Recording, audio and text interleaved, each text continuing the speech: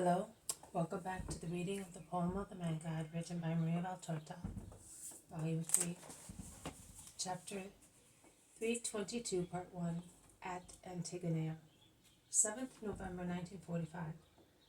My son, Ptolemy, has come to the market. He is going back to Antigonea today at the 6th hour. It is a mild day. Do you still wish to go as you had planned? Asks old Philip while serving hot milk to his guests. We shall certainly go. When did you say? At the 6th hour.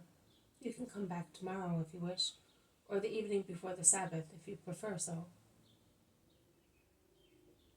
All the Hebrew servants and those who have embraced our faith come for the Sabbath service. We will do that, and that place may still be chosen as the residence for these two. I will be pleased even if I lose them, because it is a wholesome place, and you could do much good among the servants, some of whom are still the ones left by our master. Some are there through the bounty of our blessed mistress, who ransomed them from cruel masters. So they are not all Israelites, but by now they are not pagans either. I am referring to the women. All the men have been circumcised. Do not disdain them, but they are still very far from the justice of Israel. The saints of the temple would be scandalized at them, as they are perfect. Of course, they would indeed. Well, they will now be able to improve by breathing in wisdom and goodness from the messengers of the Lord. Have you heard how much you have to do? Concludes Peter, addressing the two. We will do it. We will not disappoint the master, promises Syntyche. And she goes out to prepare what is necessary to take. John of Endor asks Philip, do you think that at Antigonea I could do some good, also to other people, as a teacher? Much good. Old Plautus died 3 months ago, and the children of the Gentiles have no school now. With regard to the Jews, there is no master for them, because all our people keep away from that place, which is close to Daphne. It would take one like Theophilus, without rigidity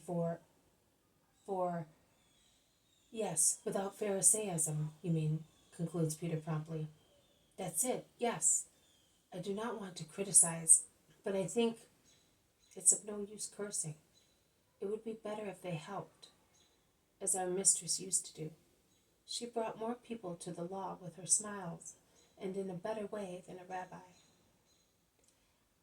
That is why the master sent me here.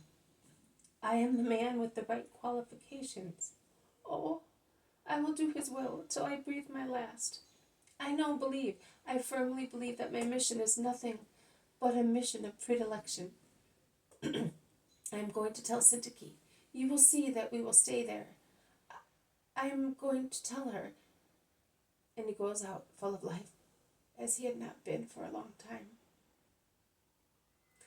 Most High Lord, I thank you and bless you. He will still suffer, but not so much as previously. Ah, what a relief, exclaims Peter. He then feels that it is his duty to give Philip some kind of explanation, as best he can, of his joy. You must realize that John was made the object of the attacks of the rigid ones in Israel. You call them rigid ones. Ah, I see. He was persecuted for political reasons, like, and he looks at the zealot. Yes, like me, and more. And for other reasons as well. Because he provokes them, not only because he is of a different caste, but also because he belongs to the Messiah. So, and let this be said once for all, both he and Syntyche are entrusted to your loyalty. Do you understand? Yes, I do, and I know how to behave. What will you say they are? 2 teachers recommended by Lazarus of Theophilus. He is a teacher for boys, and she for girls. I see that she embroiders and has a loom. A considerable amount of needlework is done and sold in Antioch by foreigners, but it is rough and coarse stuff. Yesterday, I saw that she had a piece of work which reminded me of my good mistress. They will be in great demand. Once again may the Lord be praised, says Peter. Yes, that will soothe our grief in parting. Are you going to leave already? We must.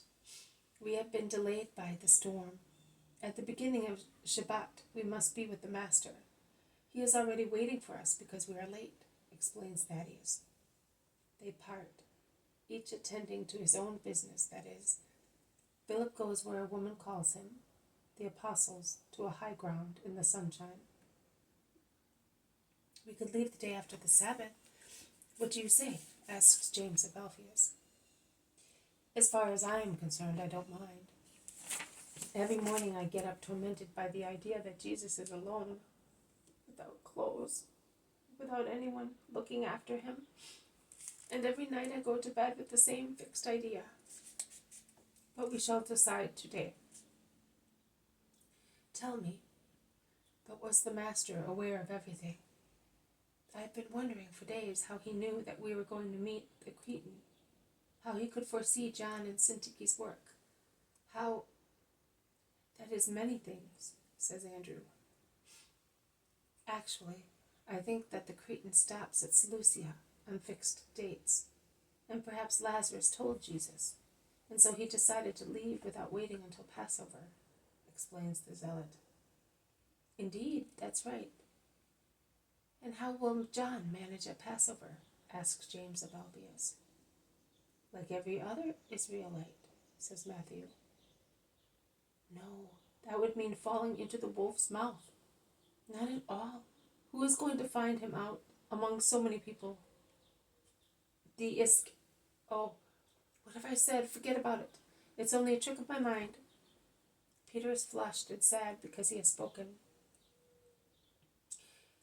Judas of Alphaeus lays a hand on his shoulder and smiling with his severe smile, he says, Never mind.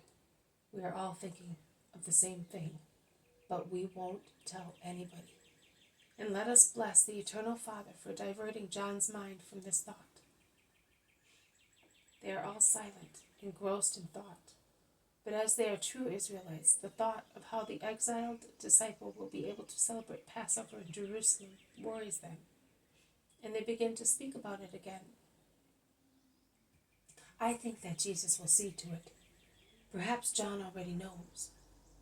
We have only got to ask him, says Matthew. No, don't. Don't put desires in thorns where peace is just springing up, begs the Apostle John. Yes, it is better to ask the Master himself, confirms James of Alphaeus. When shall we see him? What do you think? Asks Andrew.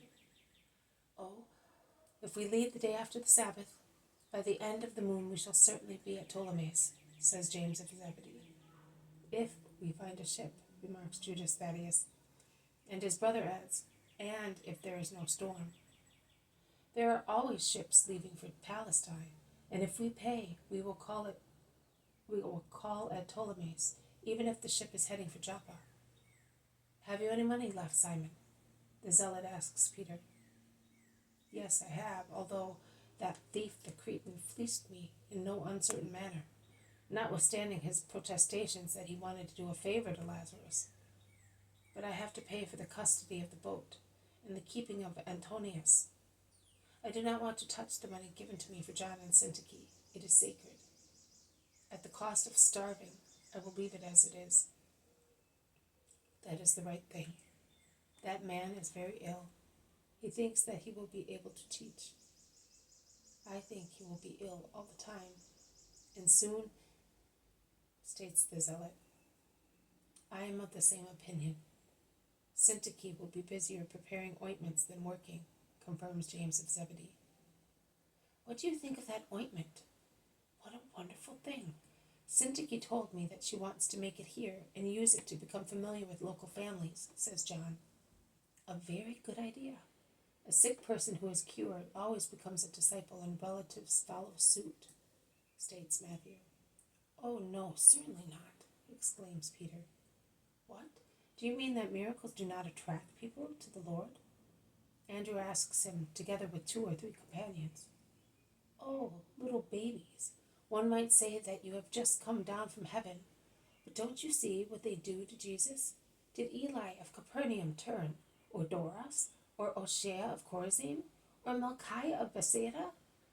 And excuse me, you from Nazareth, the whole of Nazareth, after 5, 6, 10 miracles worked there, up to the last one for your nephew?" asks Peter. Nobody replies, because it is the bitter truth. This has been a reading from the poem of the Man God, written by Maria Valtorta, Volume 3, Chapter 322, Part 1, at Antigonea. Thank you for listening. I will see you tomorrow. May God bless you, and may peace be with you.